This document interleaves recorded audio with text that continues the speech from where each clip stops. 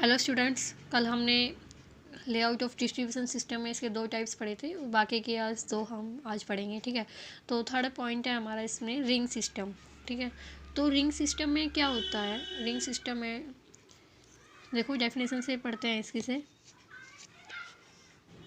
This is also called as circular system as circular pipes are laid around the area to be served.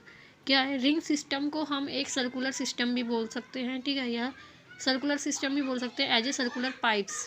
जैसे कि circular pipes को हम पूरे area के around जो हम बिछाते हैं। ठीक है, रेक्टेंगुलर और circular blocks are made for distribution. या तो इसमें रेक्टेंगुलर की शेप में बनाया जाता है या फिर सर्कुलर की फॉर्म में। ठीक है, देखो ये आपके सामने जो डायग्राम है ये क्या है? रेक्टेंगुलर की फॉर्म में है। ठीक है, तो इसमें क्या ये पूरे एरिया को कवर करता है। इसमें हम इस तरह से जो डिस्ट्रीब्यूशन है इस तरह से करते हैं कि इस पूरे एरिया में पानी को डिस्ट्रीब्यूट किया जा सके। ठीक है, उसके बाद है then main water pipes are laid on the periphery of this blocks. तो रिंग सिस्टम में क्या होता है? रिंग सिस्टम को इस तरह से मतलब बिछाया जाता है, इस तरह से मतलब इसकी वो की जाती है कि इसमें सारे एरिया को, ये पूरे एरिया को कवर कर लेता है। या तो सर्कुलर की फॉर्म में होता है या फिर रेक्टेंगुलर की फॉर्म में होता है। ठीक है, और देखो आप देख सकते हो इस डायग्राम में ये मेन लाइन है, वाटर मेन। उसके बाद ये साइड में से ऐसे पूरे एरिया को कवर कर लिया है। ठीक है, कवर करने के बाद क्या, ये हर ब्लॉक्स में यहाँ पे पानी को डिस्ट्रीब्यूट किया जा रहा है। इसके बाद इसकी एडवांटेज और डिसएडवांटेज है। देखो एडवांटेज और डिसएडवांटेज सेम वही है इसकी जो ग्रिड आयरन सिस्टम की थी, सेम। ठीक है, ग्रिड आयरन उसकी सिस्टम की थी एडवांटेज की ये इसमें लॉसेस होते हैं ज़्यादा, कुछ रिपेयरिंग की ज़रूरत होती है, सेफ टू पॉल्यूशन, और इसमें वाल्स। और डिसएडवांटेज थी इसमें कि इसमें large number of valves use होते हैं और कॉस्टली भी पड़ता है ये सिस्टम। ठीक है, उसके बाद है रेडियल सिस्टम। रेडियल सिस्टम देखो क्या है, देखो ये this system is adopted for those area which are radial roads from water is taken and pumped into the distribution reservoirs placed at the different center। जो रेडियल सिस्टम होता है वो ज़्यादातर कहाँ किया जाता है? उस एरिया में किया जाता है जहाँ पे रेडियल रोड्स होते हैं।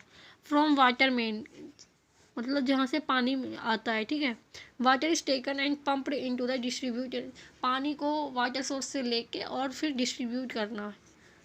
Placed at the different centre, और अलग अलग सेंटर्स में पानी को पहुँचाना। इसके डायग्राम्स देखते हैं एक बार। देखो ये रेडियल सिस्टम का डायग्राम है, ये आपका पूरा है। ठीक है, ये इसमें क्या एक मेन पाइप होती है, ये पूरी मेन पाइप के बाद होती है ये, और जो ये हॉरिजॉन्टल है ये होती है सब मेन। ठीक है, उसके बाद ये जो आप देख रहे हो डिस्ट्रीब्यूशन रिजर्वायर्स हैं, ये जो दिख रही हैं, ये जो आपको बड़े दिख रहे हैं ना मार्क, तो ये होते हैं डिस्ट्रीब्यूशन सिस्टम। और जो ये वाली लाइन होती है मेन लाइन के पैरेलल में जो होती है उसको बोलते हैं ब्रांचेस, और हॉरिजॉन्टल में जो होती है उसको बोलते हैं सब मेन। ठीक है, उसके बाद है एडवांटेजेस क्या? This method ensure high pressure and efficiency water distribution. जो इसमें वाटर डिस्ट्रीब्यूट करने के लिए जो प्रेशर की हमें नीड होती है वो हाई प्रेशर होना चाहिए। ठीक है, उसके बाद calculation for design of size are also simple. जो इस सिस्टम को हम डिजाइन करते हैं वो बहुत ही सिंपल है। इसमें कोई इतना मतलब ये नहीं है कि इसमें कैलकुलेशन करनी होगी या इतना, मतलब सिंपल ही इसकी वो है कैलकुलेशन। ठीक है, डिज़ाइन करना बहुत ही सिंपल है। उसके बाद है डिस्ट्रीब्यूशन रिजर्वायर्स। देखो डिस्ट्रीब्यूशन रिजर्वायर क्या है? देखो क्या होता है कि जो पानी होता है ट्रीटेड वाटर होता है, जो हमारे पीने के लिए योग्य जो वाटर होता है, हम कहते हैं ना पीने के लिए, पीने का पानी, जो पीने के लिए सही पानी होता है, जो ट्रीटेड वाटर होता है जिसे हम बोलते हैं, तो वो डिस्ट्रीब्यूट किया जाता है एरिया में, सिटीज़ में। ठीक है, तो उसे 15 से 20 घंटे तक ही हम इसे स्टोर कर सकते हैं। उसके बाद हमें और पानी को ट्रीट करना होता है और पानी को सही करना होता है। ठीक है, उसके बाद ही हम डिस्ट्रीब्यूट, देखो इसमें हम पढ़ते हैं डेफिनेशन में क्या कहता है। Clear water reservoir are constructed for filtrate water until it is pumped into service reservoirs or distribution reservoirs. They should have a capacity to store filtrate water corresponding to 15 to 20 hours average daily flow. देखो जो मैंने बताया same वही है, इसमें वही लिखा है कि क्लियर वाटर को, जो हम ट्रीटेड वाटर होता है उसको हमें स्टोर करने के लिए एक मतलब वो बनाया जाता है। उसमें जो ट्रीटेड वाटर होता है उसमें हम स्टोर करके रखते हैं 15 से 20 घंटे के बीच में, ठीक है, और उसे हम डेली फ्लो करा देते हैं। उसके बाद देखो कुछ पॉइंट्स हैं तो जो हमें याद रखने होते हैं। देखो किस क्या क्या फ़ायदे होते हैं डिस्ट्रीब्यूशन रिजर्वायर्स के। To store the treated water till it is distributed to the city. जो डिस्ट्रीब्यूशन रिजर्वायर्स होता है वो किसके काम आता है? देखो स्टोर, जो ट्रीटेड वाटर होता है उसको स्टोर करने के लिए और उसको सिटी में डिस्ट्रीब्यूट करने के लिए। एंड सेकंड पॉइंट है हमारा to maintain the constant pressure in the distribution main. जो कांस्टेंट प्रेशर होता है डिस्ट्रीब्यूशन की मेन लाइन में, जो मेन लाइन होती है, मेन पाइपलाइन होती है, उसमें कांस्टेंट प्रेशर जो होता है उसको कांस्टेंट रखने के लिए, ठीक है, उसका जो प्रेशर है वो कम ज़्यादा नहीं होना चाहिए। Because when the pressure in pipeline decrease, because जब भी पाइपलाइन का प्रेशर कम होता है due to increase in demand, तो उसकी वजह से क्या होती है, डिमांड बढ़ जाती है। देखो पानी अगर कम प्रेशर से आएगा तो क्या होगा, मतलब पानी की जो डिमांड है वो बढ़ जाएगी।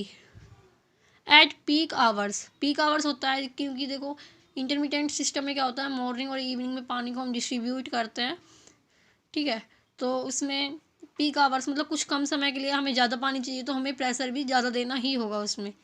The extra demand of water is fed by this reservoirs and the pumps continue their work at constant speed. इसलिए जो पंपिंग करनी होती है उसे कांस्टेंट स्पीड के साथ ही हमें करानी होती है, ठीक है, ये होता है इसमें। तो आज के लेक्चर में हम इतना ही पढ़ते हैं, अदरवाइज़ अगर मैं ज़्यादा पढ़ाऊँगी आगे तो इसमें वीडियो लंबी हो जाएगी, ठीक है, तो इसलिए आज के लेक्चर में इतना ही, ठीक है, ओके, थैंक यू।